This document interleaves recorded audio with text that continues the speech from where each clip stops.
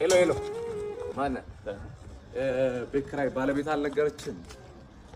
ቤት ኪራይ አንድ ወር ሳትከፍል ሁለተኛ ወር መጥቶብሃል። እየሞከርኩኝ ነው ትላለህ እንዴ? አትሰማም እንዴ? እየሞከርኩኝ ነው። ያንተን የቤት ኪራይ ልከፍል እየሞከርኩኝ ነው። የልጆች ትምህርት ቤት ልከፍል እየሞከርኩኝ ነው። የሚበሉት አጥተው እየሞከርኩኝ ባለቤት ላማታል። ሰው አይደለ እንዴ? ይኸው ተመልከት። ይሄ የልጆች ጌም የሚጫወቱበት ልሸጥ እየሞከርኩኝ ነው።